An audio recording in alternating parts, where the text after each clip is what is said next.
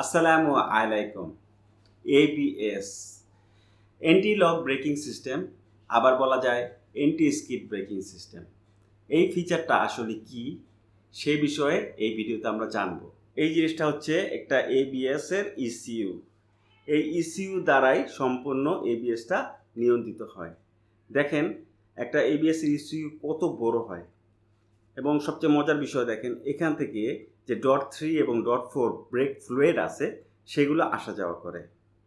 তো বাইরে থেকে যে ব্রেক ফ্লুইডগুলো .3 বা .4 আমরা যখন ব্রেক চাপি তখন সরাসরি ব্রেক ক্যালিপারে না গিয়ে প্রথমে এই ইসিইউতে যায়।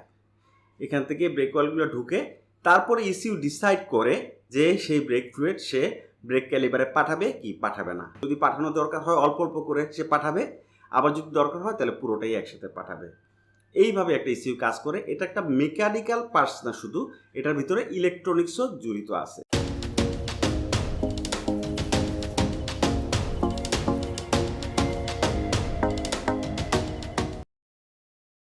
এবিএস প্রযুক্তিটা অনেক পুরনো। প্রথমে এরোপ্লেনে এটি ব্যবহার করা হতো। 1980 সালের দিকে বিএমডাব্লিউ এটা মোটরসাইকেলে ব্যবহার করা শুরু করে। আমি আমার অভিজ্ঞতা থেকে কিছু কথা বলতে চাই। আমি আজকে থেকে 2016 সালে একবার কক্সবাজারে আমার ভিস্তারা নিয়ে চলে গিয়েছিলাম একটা ট্যুরের জন্য। তো কক্সবাজার থেকে ফেরার পথে আমি যখন প্রচুর বৃষ্টি ছিল, সারা রাস্তায় বৃষ্টি ছিল, বৃষ্টির ভিতরেই বাইক চালিয়ে আসতেছিলাম। তখন আমার মডেলটা ছিল জিরান ভিস্তা 150 সিসি। এটা একটা ম্যাক্সি স্কুটার। তো কুমিল্লার দিকে আসার পরে প্রচুর বৃষ্টিপাতের ভিতরে আমি হঠাৎ করে সামান্য একটু ব্রেক চেপেছিলাম। এই ব্রেক চাপার পরেই সাথে সাথে আমি গাড়িটা পড়ে গেছি স্কিড কেটে।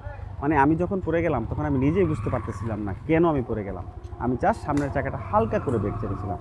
এটা কারণ ছিল হচ্ছে রাস্তা তখন সম্পূর্ণ ভিজা ছিল এবং চাকা লক হওয়ার কারণে সহজেই বাইকটা স্কিড খেয়ে পড়ে যায়। তখন থেকে আমি এটার একটা সলিউশন খুঁজতেছিলাম, যেটা কীভাবে হলো, মানে অ্যাক্সিডেন্টটা যে কীভাবে হলো আমার মাথায় ধরতেছিল না। যেটা হওয়ার কোনো কারণই নাই। আমি এতদিন ধরে স্কুটার বা বাইক চালাচ্ছি, কিন্তু কখনোই এই সামান্য কোনো কারণ ছাড়া হালকা একটু ব্রেকিংয়ে পড়ে গেছে এমন কোনো হয়নি। আরও একটা ঘটনা আমি আপনাদেরকে বলি। সেটা হচ্ছে আমরা একটা ট্যুরে গিয়েছিলাম বিক্রমপুর। তো জিনান মোটরস থেকে আমরা প্রায় 20-25 জনের মতো স্কুটার রাইডিং করে যাচ্ছিলাম। তো যাবার পথে আসার পথে সেদিনও প্রচুর পরিমাণে বৃষ্টি হচ্ছিল।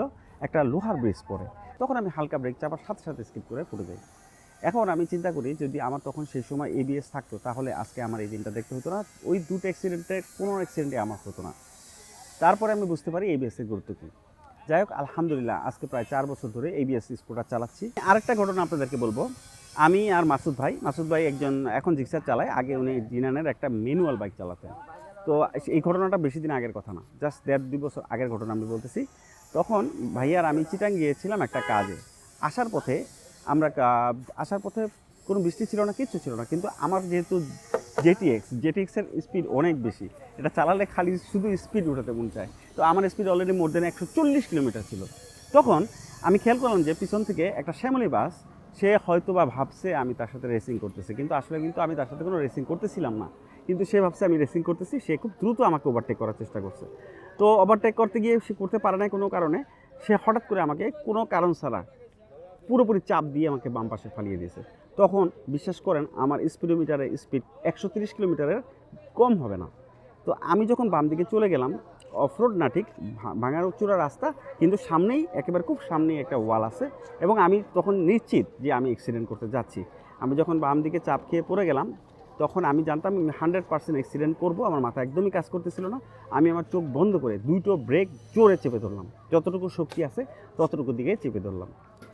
আমি এবিএস তো আপনারা জানেন, এবিএস যখন কাজ করে তখন যে ব্রেক লিভারটা আছে সেটা কটকট করে কাঁপাকাঁপি করে। আমি জানি যে আমি পড়ে যাব, দুইটা ব্রেক লিভার আমার শক্ত করে চাপা ধরা, এবং এর আগে যে অভিজ্ঞতা আছে সেই অভিজ্ঞতার আলোকে আমি জানি আজকে আমি পড়ে যাব, নো ডাউট।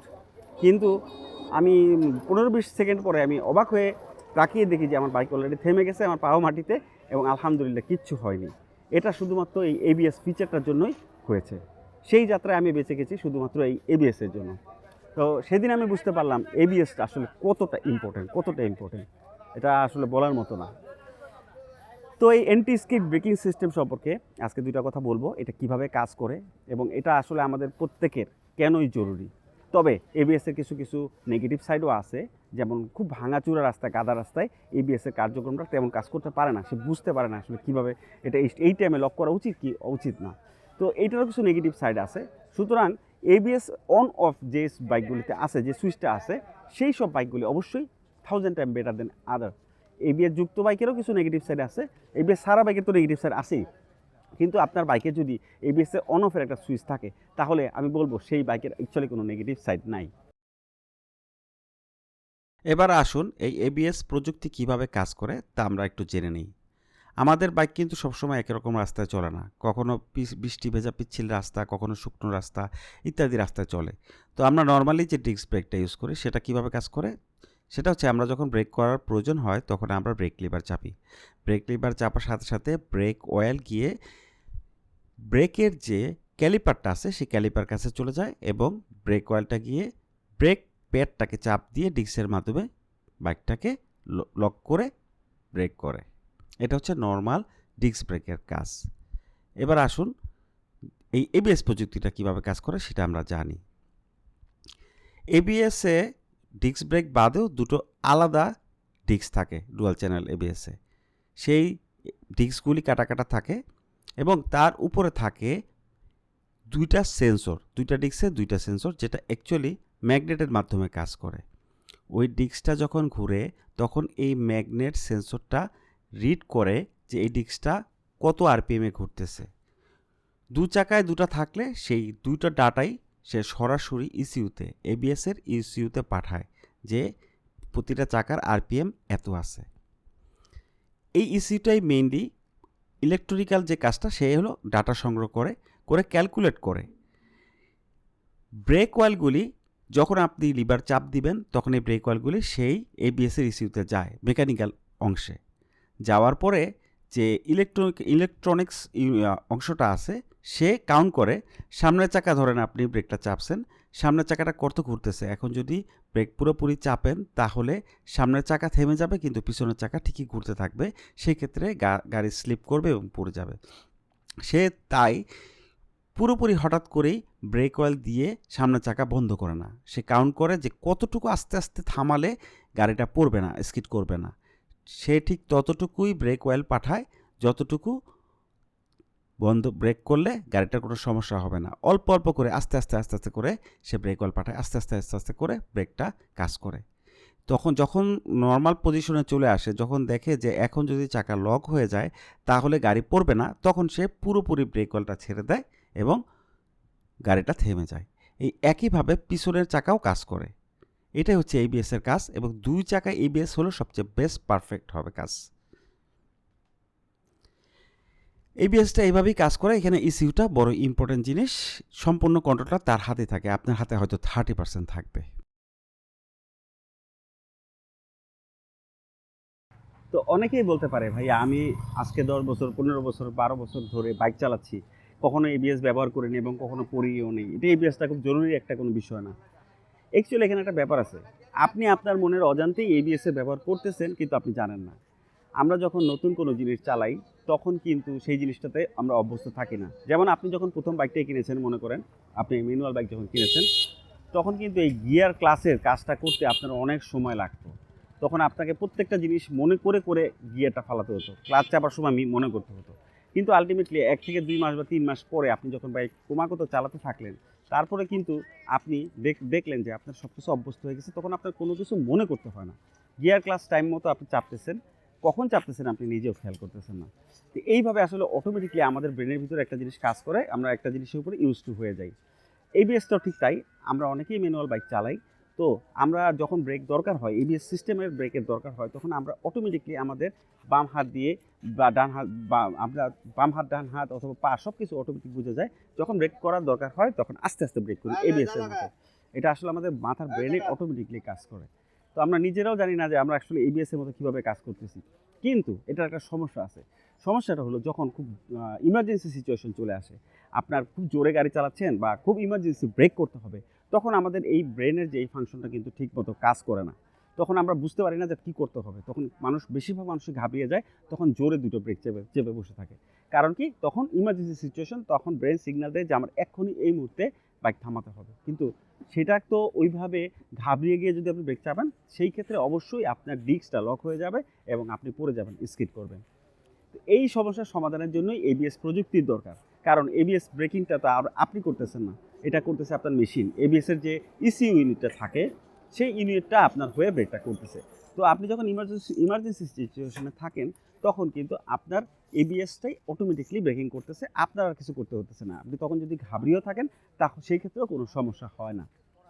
এই হচ্ছে এবিএসের সুবিধা। সো আপনি বলতেই পারেন যে আমি অটোমেটিকলি আমার হাতি এবিএস আমি এনি টাইম এবিএসটা করতে পারি, আমাকে বেশি দূর মেশিনের কোনো প্রয়োজন নাই। এই কথাটা ভুল, কারণ যখন ইমার্জেন্সি সিচুয়েশন হবে তখন আপনার ব্রেকের ইবিএস আপনি আইবিএসের মতো করতে পারবেন না, কখনোই পারবেন না। আপনার ব্রেনে অবশ্যই তখন ইমার্জেন্সিভাবে দুটো ব্রেকই একসাথে জোরে চাপতে বলবে এবং আপনি তাই করবেন এবং সেই ক্ষেত্রে স্কিপ করবেন এবং বড় একটা দুর্ঘটনায় পতিত হবেন। তো কথা হলো এবিএস বাইকে কি সবই সুবিধা, কোনো কিছু অসুবিধা নাই? হ্যাঁ, অসুবিধা আছে। আমি এবিএস তো দীর্ঘ 3-4 বছর ধরে চালাচ্ছি, আমি জানি এবিএসের কিছু ব্যাড সাইডও আছে। খুব ভাঙাচুরা, উঁচা নিচা, কাদার রাস্তা এবং প্রচুর পরিমাণে ইটা রয়েছে এমন কোনো রাস্তায় যদি আপনি আপনার এবিএস বাইক নিয়ে যান, তাহলে আপনি যখন ব্রেকটা চাপবেন দেখবেন আপনার লিভারটা কাপ করে কাঁপতেছে। অরিজিনালি ওখানে থামা উচিত, কিন্তু বাইক ভাবতেছে যে এই টাইমে থামা উচিত না, সে আপনাকে ব্রেক করতে দিচ্ছে না। সেই ক্ষেত্রে অনেকগুলি অ্যাক্সিডেন্ট হতে পারে, আপনি স্কিড কেটে পড়ে যেতে পারেন। এবং ভাঙাচুরা রাস্তায় সামনে গাড়ি আছে, আপনি জোরে ব্রেক চাপছেন কিন্তু আপনার এবিএস আপনাকে থামতে দিচ্ছে না, আপনার তখন কিছুই করা থাকবে না, কারণ আপনার ব্রেকিং সিস্টেম সম্পূর্ণ তার হাতে। এই সব মুহূর্তে অবশ্যই এবিএসের কোনো প্রয়োজন নাই। তাছাড়া আমরা যারা স্ট্যান্ড করি বা স্পোর্টস করি বাইক দিয়ে, তারা কিন্তু এবিএসটা দিয়ে কিছুতেই স্ট্যান্ড করতে পারবে না। আপনি যখন বাইক এক চাকায় ঘুরাবেন, ট্রলি করবেন, স্ট্যান্ড করবেন, ইন দ্যাট কেস এবিএস একদমই প্রয়োজন নেই। সেজন্য এইসব জায়গায় যদি আপনি এবিএস ব্যবহার করতে যান, সেটা আর বরঞ্চ খুবই ডেঞ্জারাস হয়ে যাবে আপনার জন্য। সো আমি সাজেস্ট করব এমন কোনো বাইক বা স্কুটার ব্যবহার করার জন্য যে স্কুটার বা বাইকে এবিএসের অন অফ করার একটা সুইচ আছে। যদি অন অফ করার সুইচ থাকে তাহলে আপনি এইসব দুর্ঘটনা থেকে রক্ষা পাবেন। কিছু দেশে এবিএস ব্যবহার করা বাধ্যতামূলক করেছে। সেই ক্ষেত্রে অনেক কোম্পানি কস্ট কাটিং করার জন্য শুধুমাত্র কি সিঙ্গেল চ্যানেল এবিএস ব্যবহার করে, যেটা আমাদের না কেনাই উচিত। আবার অনেকেই বলতে পারে যে এবিএসের যে ব্রেকটা আছে সেই ব্রেকটা থামাতে আমার প্রচুর কষ্ট হয়, হ্যাঁ, হয়তো বা বেশি দূরে গিয়ে থামবে। এটাও কিন্তু ঠিক না। আপনি নর্মাল যে ব্রেকিং সিস্টেমে আছে সেই ব্রেকে যেখানে থামতে পারবেন, এবিএসের ক্ষেত্রে বেশিরভাগ ক্ষেত্রে দেখা যায় যে এবিএস আরও আগে থামতে পারে। হ্যাঁ, জিনিসটা কিন্তু আপনার হাতের উপরে না, সেই কম্পিউটারের সিস্টেমে সে বুঝে নেয় যে কখন কীভাবে কতটুকু ব্রেক করাটা সেভ করে আস্তে আস্তে করে একটা পর্যায়ে গিয়ে সে ব্রেকটা করে। তো এই হচ্ছে কথা। তো আমি মনে করি যদিও এবিএস ব্রেক সিস্টেমটা আসছে প্লেনের জন্য, তারপরে গাড়িতে, এখন আমরা মোটরসাইকেলে ইউজ করা হচ্ছে, তারপরও এবিএস বাইক আমাদের সবার জন্য অনেক গুরুত্বপূর্ণ একটা জিনিস। এই ফিচারটা আপনার বাইকে যদি আপনি ইনক্লুড করতে পারেন অল্প কয়টা টাকা এক্সট্রা খরচ করে, তাহলে অবশ্যই আমাদের সবার উচিত এবিএসটা ইউজ করা। অনেকেই বলে এবিএসটা ইউজ করার দরকার নেই, তারা না জেনে বলে। আমাদের বেশিরভাগ মানুষের একটা সমস্যা আছে, আমরা না জেনে অনেক কথা বলি, ধারণার উপরে কথা বলি, তারা ধারণা করেও বলে। একটা জিনিস ইউজ টু, আপনি নর্মাল যে ব্রেক ইউজ করতেছেন সেটাতে আপনি ইউজ টু হয়ে গেছেন। সো নতুন কোনো প্রযুক্তি চলে আসলে আপনারা সেটাকে অ্যাকসেপ্ট করতে পারেন না। এইভাবে আসলে অনেকেই না জেনে ধারণার বশবর্তী হয়ে এবিএসকে খারাপ বলে। কিন্তু একটা সময় আসবে যখন প্রতিটা বাইকে এবিএস থাকবে, তখন কিন্তু মানুষ এবিএসটা বুঝতে পারবে, তখন আর এই সমস্যাটা থাকবে না আশা করি। এবিএস ফিচারটা যে কতটা জরুরি বাইরের বেশিরভাগ দেশের মানুষ অলরেডি বুঝে গেছে। আমরা হয়তো অনেকেই জানি ভারতে অলরেডি 150 সিসি থেকে শুরু করে তার উপরের সকল সিসির বাইকে এবিএসটা বাধ্যতামূলক করেছে। আপনার সাধ্যের ভিতরে যদি এবিএস ফিচারটা থাকে তাহলে আমি আপনাদেরকে অ্যাডভাইস করব এবিএস সহ বাইকটা নেওয়ার জন্য। এবিএসটা হয়তো না থাকলে আমি আজকে এইখানে বসে আপনাদের সাথে কথা বলতে পারতাম না, কারণ দুইটা অ্যাক্সিডেন্ট আমি করেছি যেখানে আমাকে এবিএস টোটালি ক্লিয়ারলি বাঁচিয়ে দিয়েছে। তো এবিএস ফিচারটা কতটা ইম্পর্টেন্ট এটা আমি জানি। ইনশাআল্লাহ আপনারা এবিএসের গুরুত্বটা বুঝতে পারবেন এখন থেকে। আমি খুব শীঘ্রই আবার একটা নতুন ইম্পর্টেন্ট ভিডিও নিয়ে আপনাদের সামনে হাজির হব। আজকে এই পর্যন্ত রাখলাম। আল্লাহ হাফেজ।